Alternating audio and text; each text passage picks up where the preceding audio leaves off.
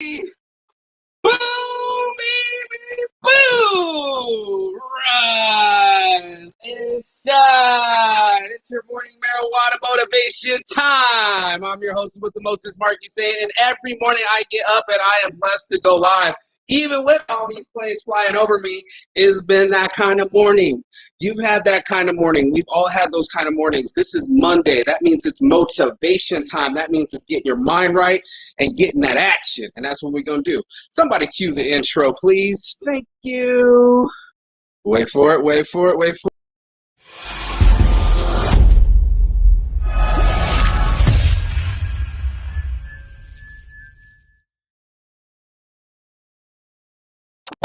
Yes, you are live.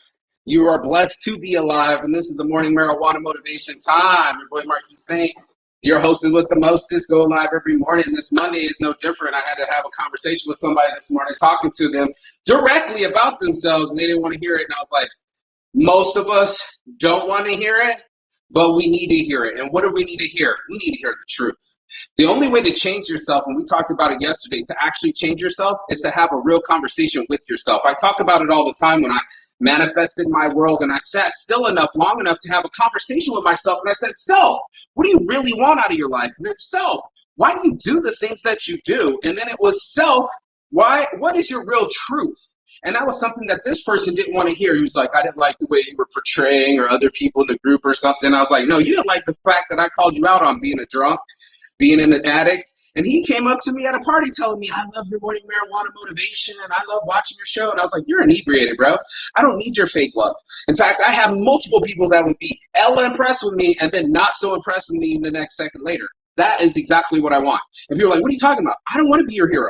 I don't want to be your saint. I don't want to be your deity. I am not Jesus. I'm a mistake master. And because I'm willing to risk it for the biscuit, I'm willing to get bigger rewards. And that's just how we play on casinos and in life. You know, you don't risk it, no biscuit. And on this life, we had to risk the fact that I had to tell truth to myself, that I had to be real with myself at Saints Addiction. I was going to say Saints Anarchy. We did this, but this is a Saints brand shirt. When I was at Saints Addiction, I was really addicted to my old behavior. I was really addicted to cocaine. I was really addicted to bad women. I was addicted to suicidal thoughts.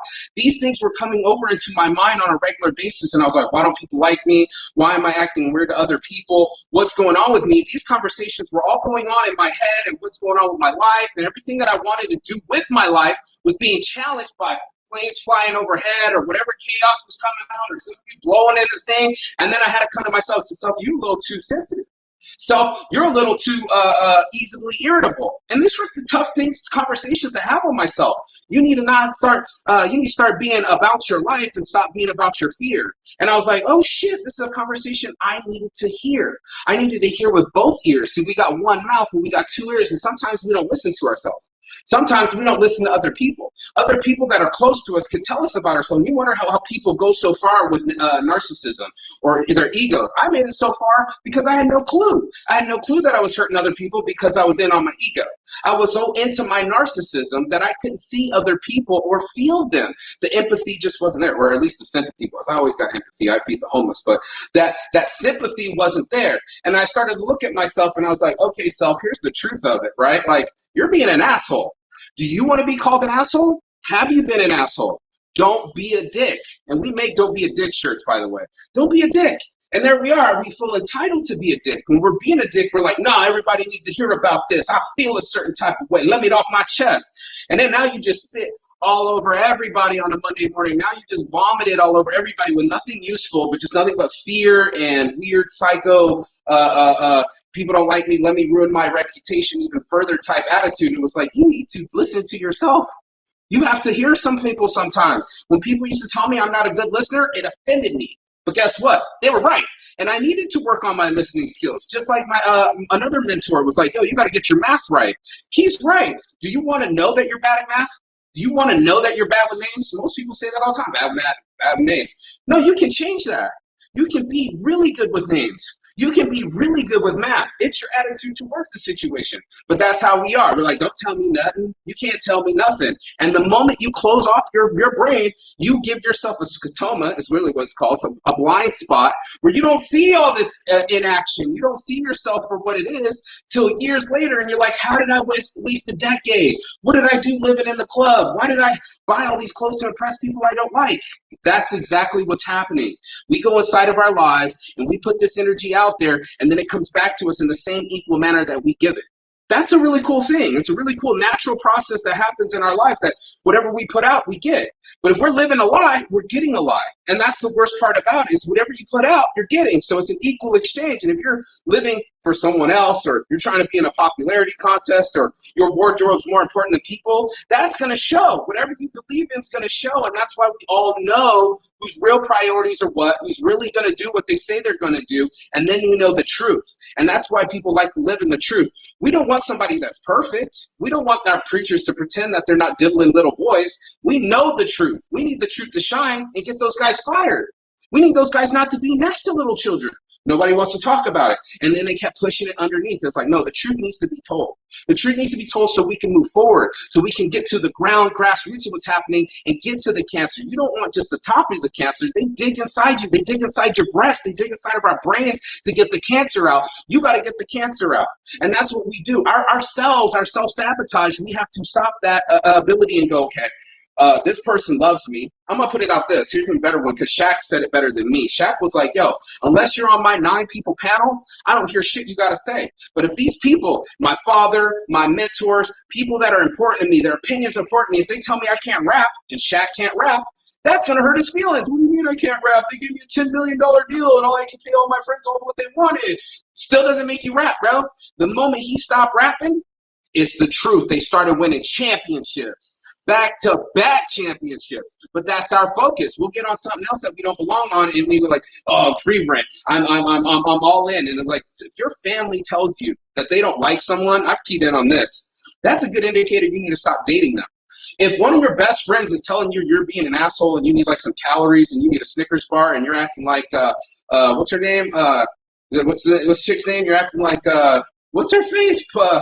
Patti LaBelle, right? You're being a diva in the back seat, right? Or Shaka Khan, or whatever. I forget what chick it was. Was it Patti LaBelle? No, was it? Whatever the fuck the chick is. You're doing like, that's what we do. We tend to not see ourselves how other people are seeing us. And I don't want you to wear every other opinion of a motherfucker. People change and come and go. But if they're on your panel, and these are people that grown up with you, know your patterns, watched you, and loved you in spite of yourself, you might want to listen to them. You might want to take some good advice, and there's constructive criticism, and then there's you taking things personally. And there are a lot of people that go, I take it too personally, so I never change. It hits home, it hits in here, and like I quoted it the other day, the shoe only fits if you wear it. If you feel like you're fat and someone calls you fat, then you're going to own up to it. If you don't feel like you're fat, you're not going to own up their perspective of you. You're not going to own up their opinion of you either. You're going to have your own opinion of yourself and your own self-confidence. And this is what we're talking about this morning, is having the confidence in ourselves to trust somebody to tell us about ourselves instead of talking to my ego. My ego won't let that in.